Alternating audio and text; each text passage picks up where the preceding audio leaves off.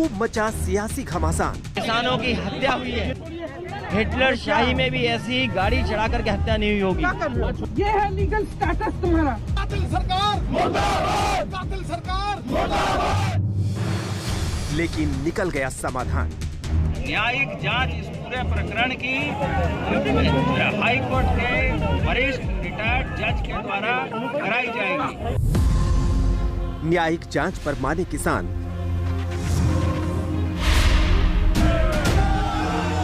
ये पहला वो होगा कि देश के होम मिनिस्टर पे एफआईआर दर्ज हुई हो। फिर भी क्यों सियासत परेशान?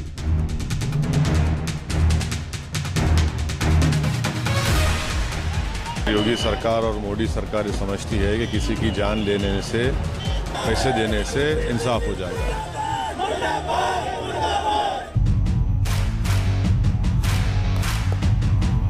नमस्कार, आप देख रहे हैं हल्ला बोल। आपके साथ मैं हूं अंजना ओम कश्यप। निकला समाधान, जारी है घमासान। लखीमपुर खीरी में नाराज किसान फिलहाल मान गए हैं, लेकिन सियासत है कि खत्म नहीं हो रही। देश के अलग अलग हिस्सों में विरोध प्रदर्शन जारी है। साथ ही यूपी की सियासत में जगह तलाश रहे असदुद्दीन ओवैसी ने ऐलान किया है कि वो लखीमपुर खीरी जाएंगे।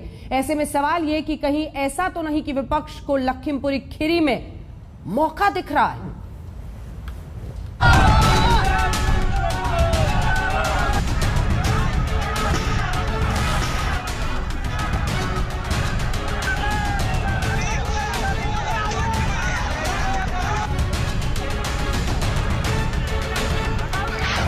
प्रदेश में नहीं होगा, देश में कानून है। प्लीज कुछ नहीं।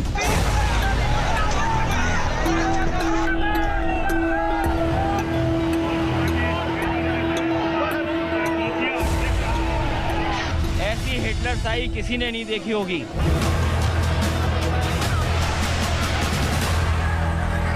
एक पॉलिटिकल टूरिज्म चल रहा है।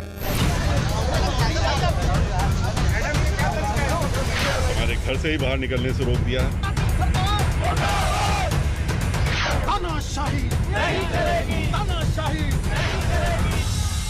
लखीमपुर खीरी हिंसा पर देश में सियासी संग्राम छिड़ गया है। लखनऊ से लेकर लखीमपुर खीरी में बवाल की आग दिन भर धधकती रही।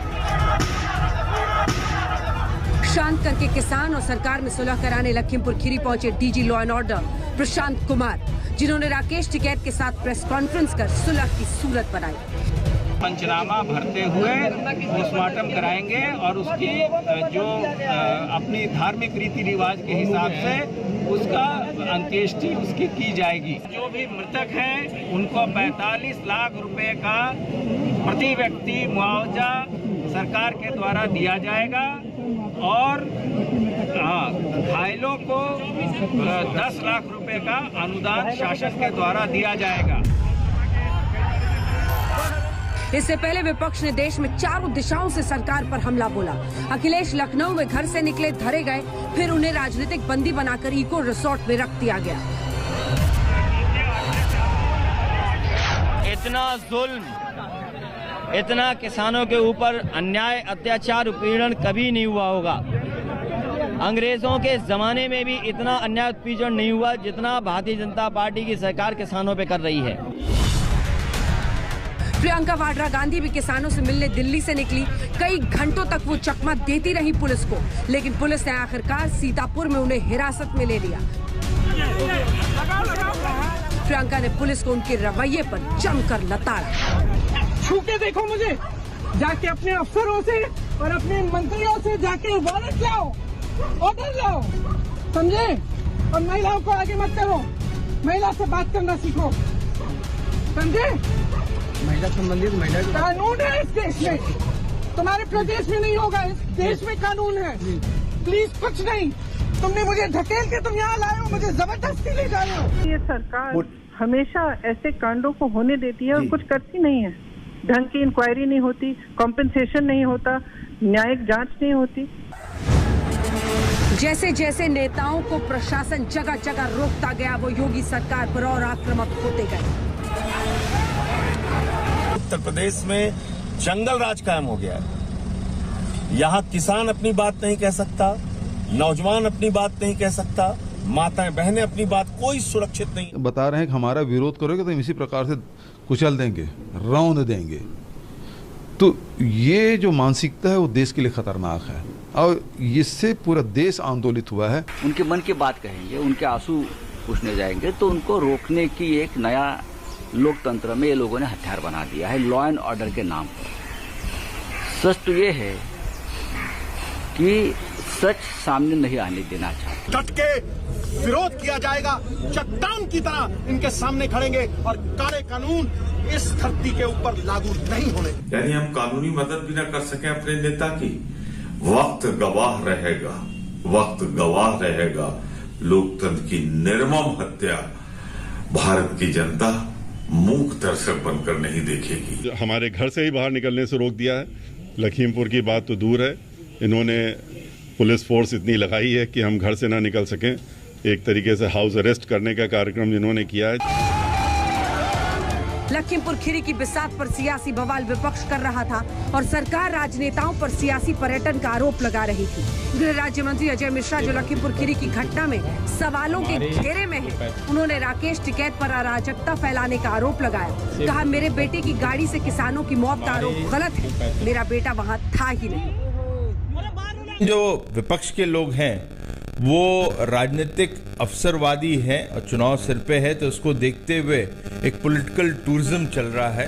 राकेश टिकैत लगातार इस देश में अस्थिरता फैलाने का काम कर रहे हैं और ये उनका प्रयास लगभग 1 साल से जारी है। इस तरह के आरोप लगाना बिल्कुल झूठा और मिथ्या है कि वो उसमें शामिल थे। अगर वो होते, जिस तरह की घटना इन लोगों ने की है, जिस तरह से इन्होंने हत्याएं मानवता रहित होकर के की है, तो मेरे बेटे की भी जान चली जाती। लखीमपुर खीरी की घटना में 4 किसानों के मारे जाने की खबर ने देश को झकझोर दिया। फिर तस्वीरें आई इस आरोप के साथ कि बीजेपी कार्यकर्ताओं को आंदोलनकारियों ने पीट कर मार डाला।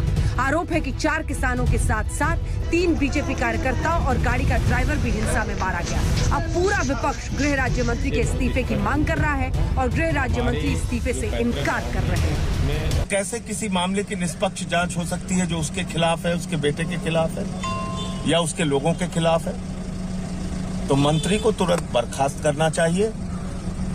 ये कोई दादागिरी का शासन नहीं है। तो जांच में साबित हो जाएगा, जांच होगी, जैसे होगा जानकारी आ जाएगी। अगर हमारे लोग थे तो हमारे ही लोगों को मार दिया, हमारे ही लोगों की हत्या कर दी, हमारी ही गाड़ियां जला दी, हमारे ड्राइवर की हत्या कर दी।